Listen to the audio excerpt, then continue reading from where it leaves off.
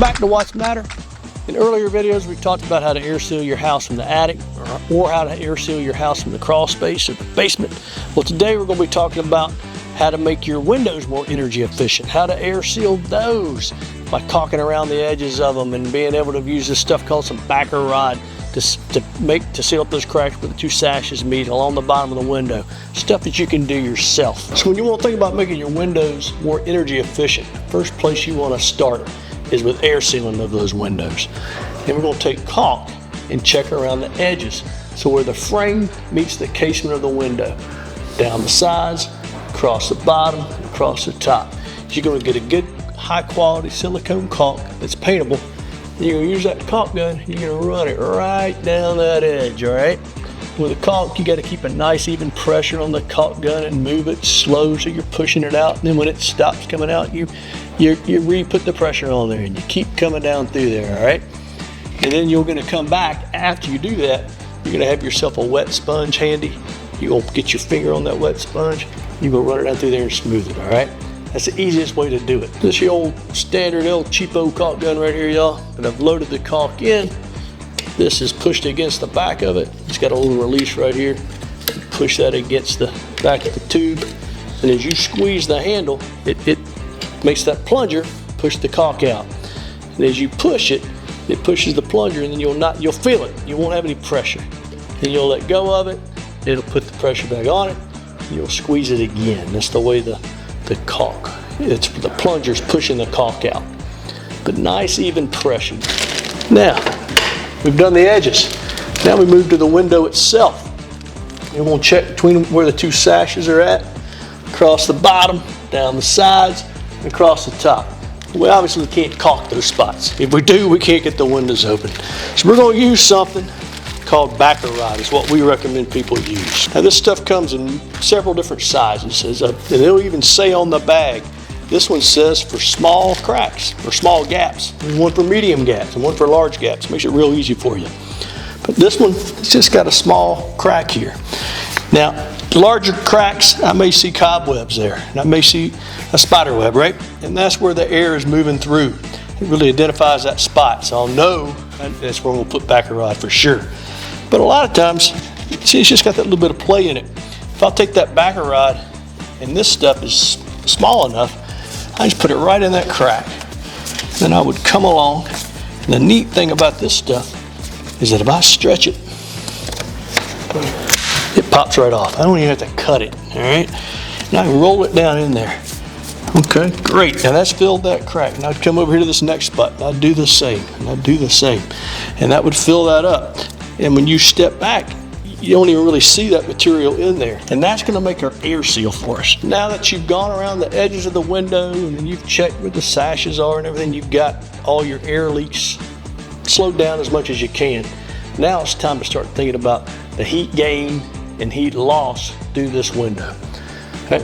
You got glass here, so that's the path of least resistance through this wall. It's where you're gonna lose heat in the winter and gain it in the summer, all right? So on this house, it was built, I think in the mid to late 90s, I don't remember exactly. But any of your houses built in the mid 90s, especially in the 2000s, you're gonna have double pane, low E windows. I said low E, well now what is that? That's a coating on the window that helps to stop that heat gain in the summer and slow that heat loss in the winter. So how do I know if I got that? Well, you're gonna use a lighter to figure that out.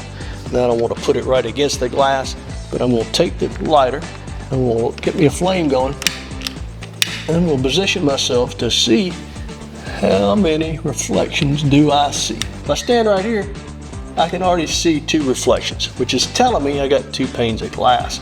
So I'm getting a reflection off of each of the panes of glass.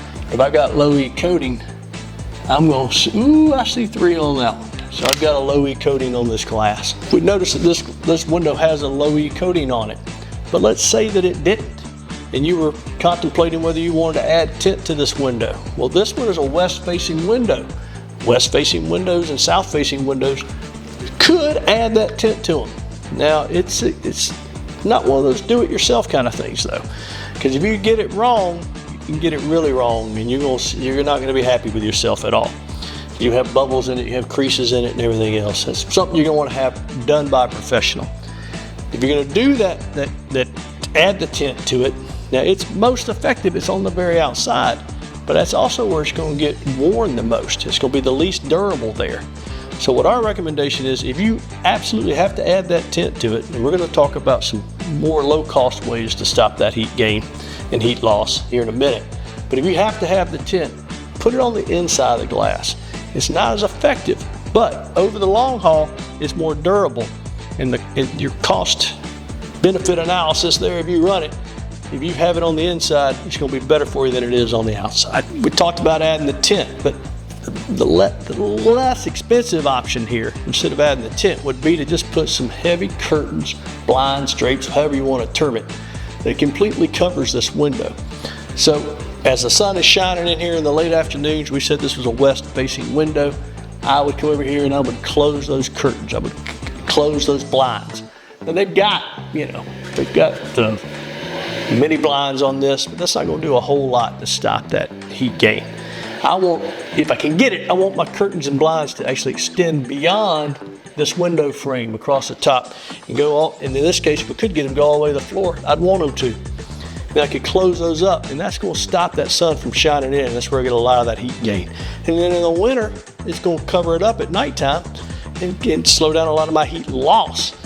So something as simple as a heavy drape, heavy curtain, thicker blinds, or heavier blind that really covers that window is going to be a really cost-effective way to stop that heat gain in the summer and heat loss in the winter. I'm saying heavy curtains and blinds, y'all, but if you can really find ones that are listed as a blackout curtain, that's going to be the best. If you've got an air conditioning window unit, make sure to use that foam package that comes with it to create a good seal around that window while you got it, and then take that thing out during the winter time and close up your window and take some of these steps covered in this video to make sure that window's sealed up good. Thanks again for tuning in to What's Matter. Make sure that you like and subscribe, and we'll see you next time.